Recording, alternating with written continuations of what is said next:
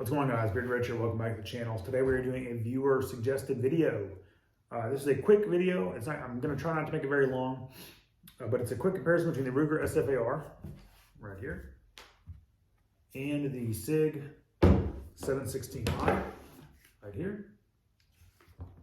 So I took these guns out last weekend and I decided to do some drills with them, walk through the woods, hike with them, put them in a real world scenario other than just a flat range out here. So I ran both the guns, did some drills with them, shot them, laid in the dirt, rolled around, stuff like that. Got a good feel for the guns. I have equal round count pretty much through these guns, equal time behind the trigger. So I feel that I can bring you guys a fairly accurate review, at least my experience with these guns. So the first things I did was I shot a quick group out of these guns, both from prone, both from the bipod, at 110 yards at a paper target here, and I'll start rolling the groups through of me shooting them.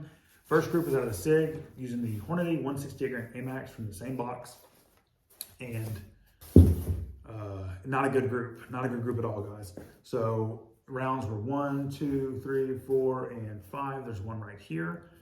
Then I switched to the Ruger, as you guys are seeing, and it was there's 2 rounds here, so 2, 3, 4, 5.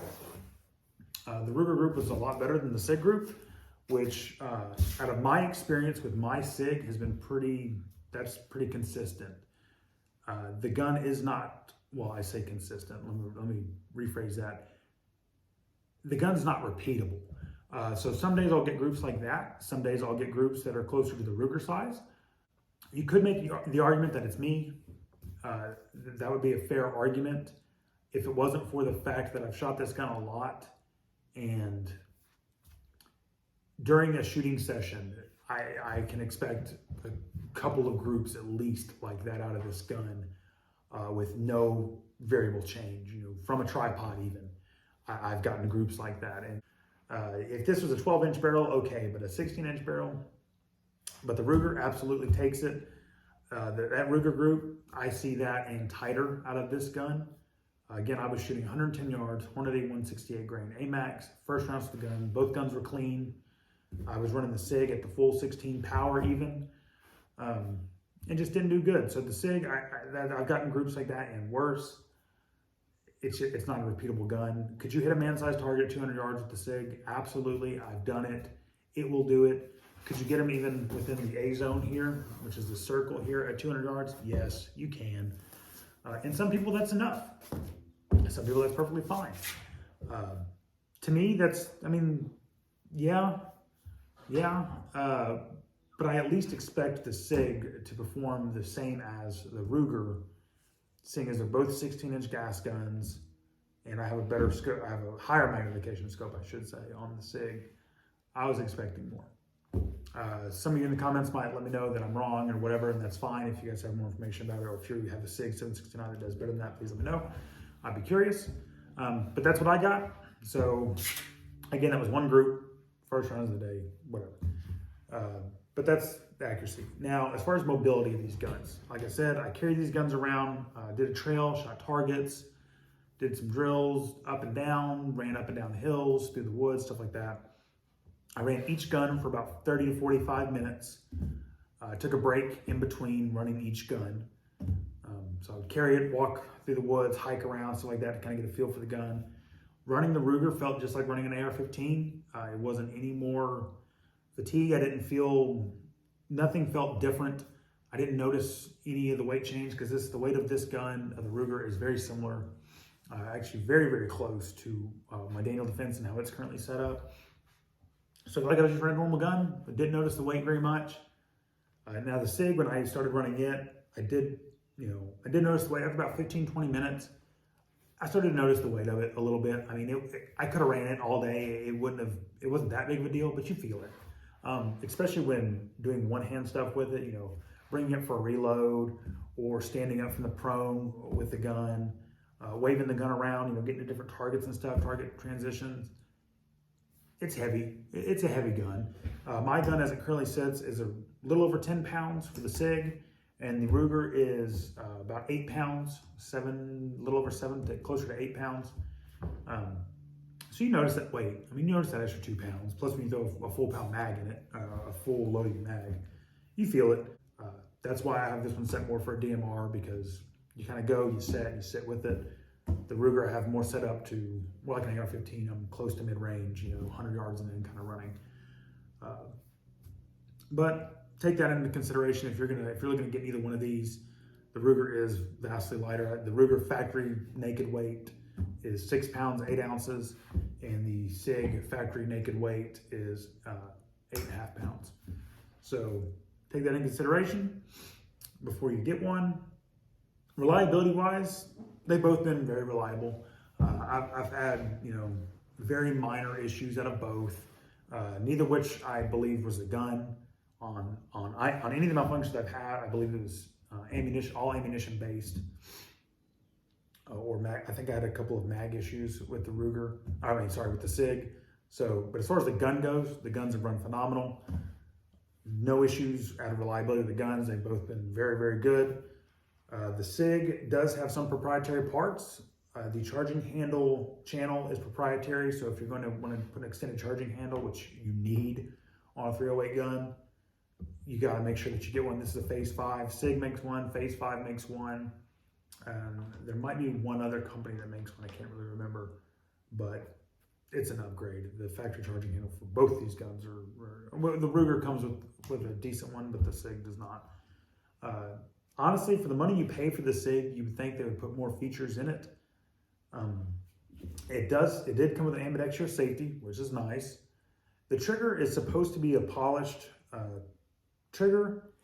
To me, the trigger on the SIG is really, really bad. It's gritty, it's hard, it's not a great trigger. The factory Ruger trigger is very nice.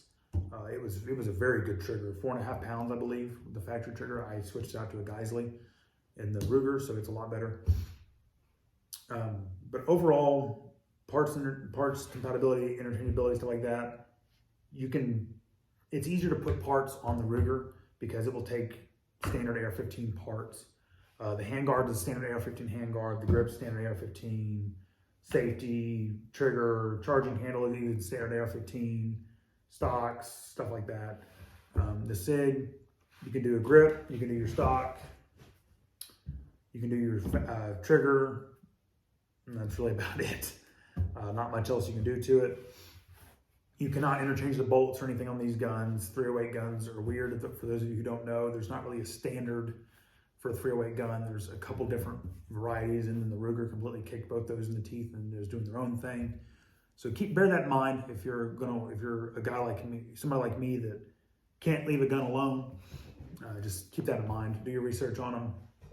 But overall, guys, I got to give it to the Ruger on all aspects of the test that I've done over owning both these guns and shooting both these guns.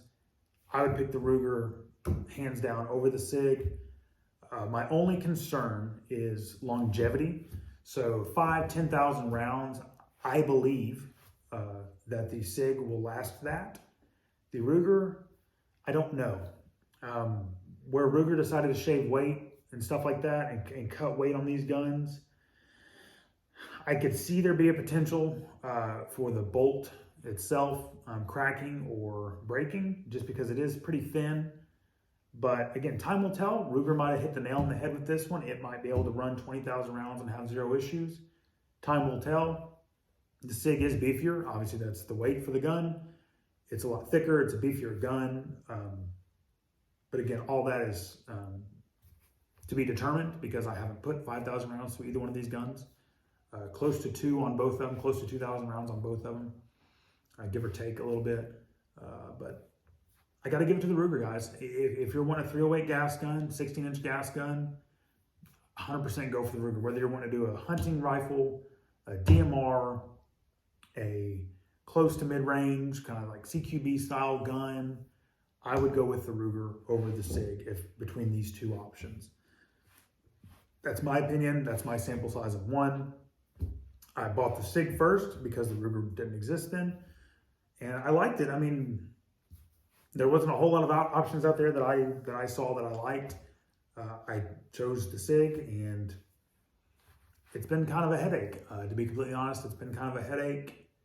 It's been probably one of the few guns I bought in the past year that I just really wish I wouldn't have.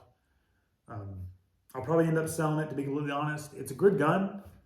Like I said, if you want to hit a man-sized target at 200 yards, you can do it. You can do it. But then when I get way better accuracy out of a gun that's cheaper and lighter,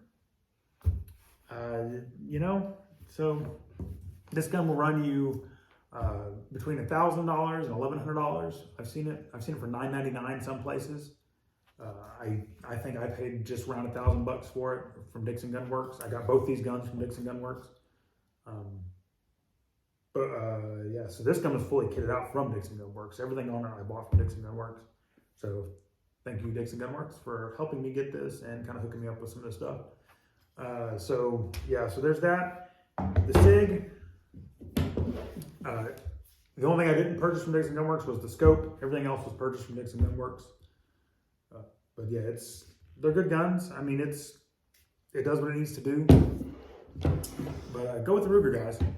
You're looking at $1,500 to $1,700 for the SIG. Like I said, $1,000 to $1,100 for the Ruger. I mean, if you're just a die-hard SIG guy, go for it. But if I can convince you, if my word means anything, Ruger all day long. I'll keep running it. I love running this gun. The Ruger is probably my favorite gun I bought this past year. Again, quick video. If you guys want to know the in-depth specs and everything that's on these guns, check out the videos. All the information's in those videos, so just watch those if you're curious about them. If you have any other questions, let me know in the comments below, or go over to my Instagram at @thebeardedwretch. You can ask questions there. I've had a few of you send me pictures of your Rugers and stuff like that, of stuff you're doing to them. It's super cool. Some of you guys are making some pretty cool guns out there. So that's awesome. Again, if you guys have any questions or want in-depth pictures of anything on these or stuff like that, go over to Instagram. I'm pretty responsive over there. I try to post something a couple times a week, so we try to keep it fun. It's a good time. So guys, thank you so much for the likes. Thank you for all the subs. We will be doing a 2,000 subscriber giveaway. It is going to be a PSA lower parts kit. You can either choose a pistol or rifle lower build kit. I'll let you pick either one. If you win, I will draw the winner from YouTube. You have to be a subscriber on YouTube to be entered in. I will announce the winner on YouTube and on Instagram. But the only way that I can get it to you is if you go over to Instagram, direct message me over there. I'll reach out to you. We will get you set up. I'll get it shipped out to you, no cost to you. This is just a thank you to you guys for all the support. So, guys, that's all I have. If you guys have any questions, let me know in the comments below. Stick around. We got some good stuff coming up this year. Like always, stay strapped, and I'll see you at the range.